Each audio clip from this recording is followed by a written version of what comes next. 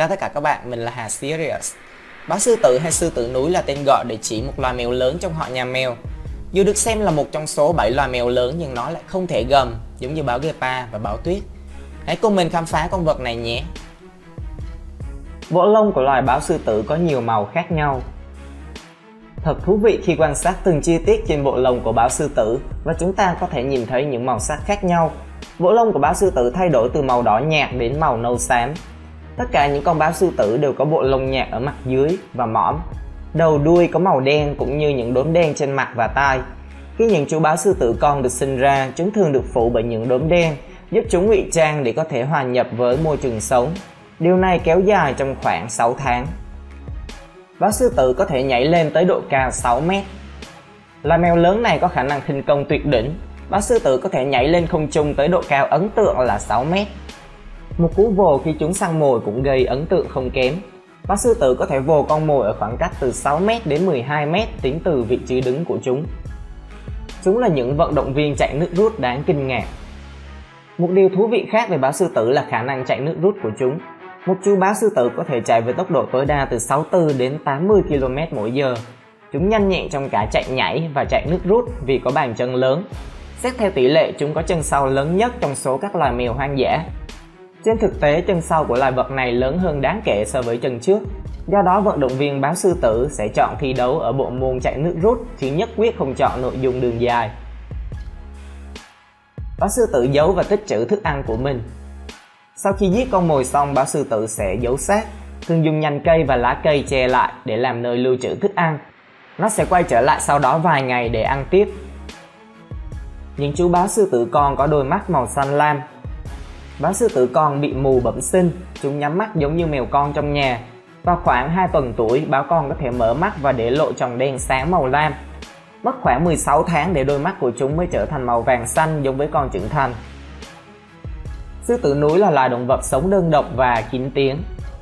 Ta dại, ta tìm nơi vắng vẻ là câu thơ mà báo sư tử rất yêu thích. Theo cách này, chúng rất giống với nhiều loài thuộc họ mèo khác trong tự nhiên. Đàn báo sư tử duy nhất mà bạn có thể nhìn thấy là báo sư tử mẹ cùng với đàn con của mình. Báo sư tử trưởng thành sẽ chỉ gặp nhau để uốn ịn mà thôi. Người bản xứ Puget Sound tin rằng báo sư tử gây cháy rừng. Có một số quan niệm về báo sư tử liên quan đến tín ngưỡng văn hóa. Người bản xứ Puget Sound gọi báo sư tử là mèo lửa.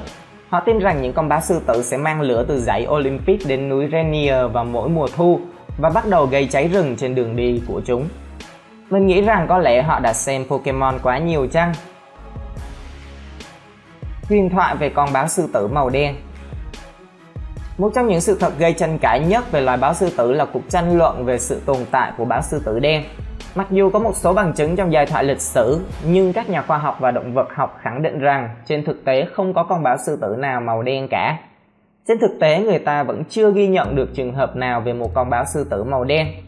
Lời giải thích được đưa ra cho bí ẩn này là mọi người đã phát hiện hoặc bắt gặp những con mèo khác có màu lông đen và nhầm lẫn chúng với báo sư tử.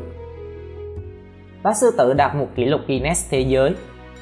Bạn sẽ ngạc nhiên khi biết một số sự thật liên quan đến tên của loài động vật này.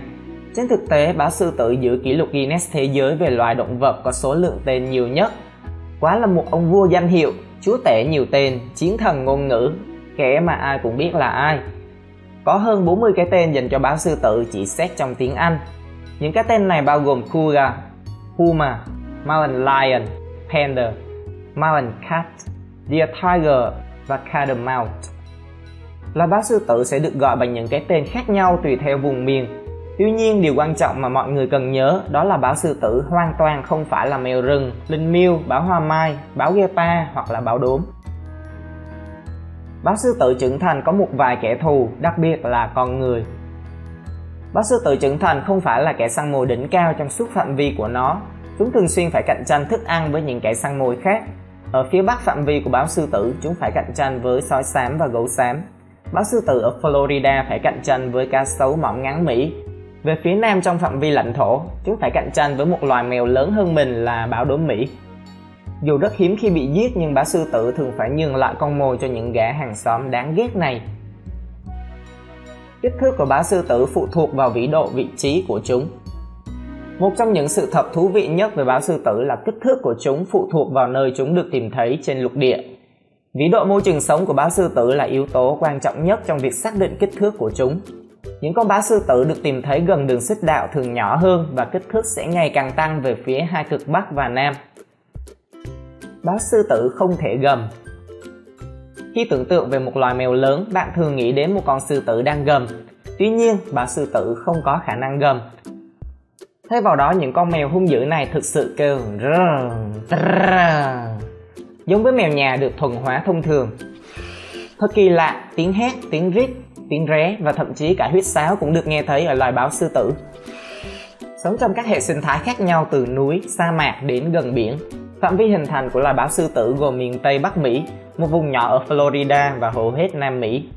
Chúng chọn lãnh thổ ở bất cứ khu vực nào mà chúng có thể ẩn mình và săn mồi. Nói chung, loài báo sư tử sẽ săn hươu nhưng cũng săn cả các động vật nhỏ hơn nếu chúng cần, bao gồm cả gia súc và vật nuôi trong nhà. Báo sư tử thậm chí còn được biết là ăn côn trùng. Những kẻ săn mồi lanh nghề và tinh danh, báo sư tử luôn ẩn mình khỏi con mồi cho đến khi chúng có thể vồ bằng cách duỗi ra những chiếc móng vuốt sắc nhọn. Chúng cũng có thể leo trèo dễ dàng và nhảy cao lên tới 6 mét. Mặc dù báo sư tử bơi giỏi nhưng chúng không thích xuống nước. Báo sư tử có khứu giác kém nhưng thị lực vào ban đêm của chúng lại rất tốt. Khi đi săn, báo sư tử sẽ rình rập con mồi, sau đó vồ và tấn công vào cổ họng hoặc sau gáy nạn nhân. Khi nào thì báo sư tử sẽ hoạt động mạnh nhất? Báo sư tử được xem là loài hoạt động lúc hoàng hôn và ban đêm. Điều này có nghĩa là chúng thích những lúc bình minh và chạng vạng, và cũng hoạt động vào ban đêm. Bạn chắc chắn có thể nhìn thấy chúng vào ban ngày, nhưng bình minh, hoàng hôn và ban đêm là lúc chúng hoạt động mạnh nhất. Báo sư tử sẽ ngủ ở đâu? Nếu như con người cần đến chiếu manh khi buồn ngủ, thì sư tử núi lại nghĩ khác. Có thể bạn nghĩ rằng báo sư tử sẽ lui về một hang động gọi là căn cứ địa, hoặc một cái hang nhỏ để ngủ, nhưng trường hợp này lại không phải. Hầu hết thời gian chúng luôn di chuyển quanh lãnh thổ và báo sư tử sẽ chỉ tìm một chỗ kín gió thích hợp để ngủ. Vì sau tất cả thì chúng không có dầu gió để thoa. Báo sư tử thực sự là gì? Báo sư tử là một loài mèo lớn trong phân họ mèo Feline, chứ không phải là phân họ báo. Điều này có nghĩa là chúng có rất nhiều điểm chung với mèo nhà. Điểm khác biệt là chúng là một trong những loài mèo hoang dã lớn nhất ở Bắc Mỹ. Có dễ dàng phát hiện một con báo sư tử không?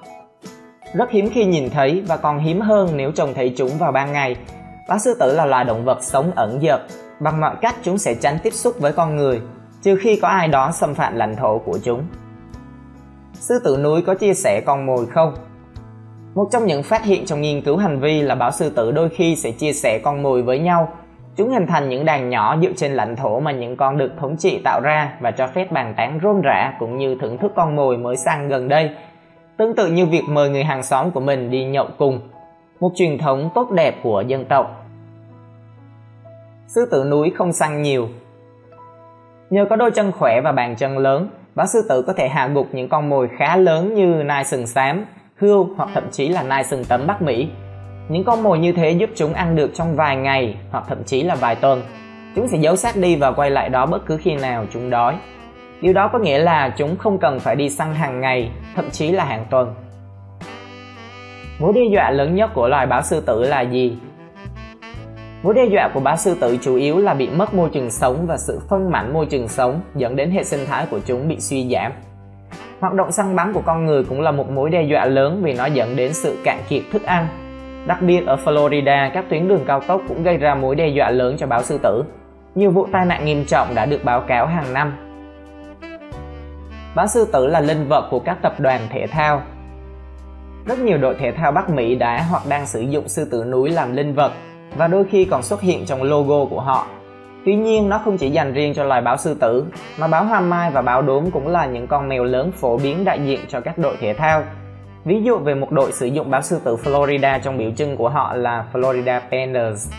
Ngoài ra thì Puma cũng là một hãng giày rất lớn tại Đức. Thủ đô của người Inca được xây dựng theo hình dáng của một con sư tử núi. Cách không quá xa dãy Machu Picchu, chúng ta có thể tìm thấy một thành phố lớn của nền văn minh Inca với tên gọi là Cusco, được xây dựng theo hình dạng của một con báo sư tử. Điều này thể hiện sự ca tụng của người Inca dành cho loài Pokemon huyền thoại. nhầm, ý mình là loài vật tuyệt vời này. Và video của mình đến đây là hết.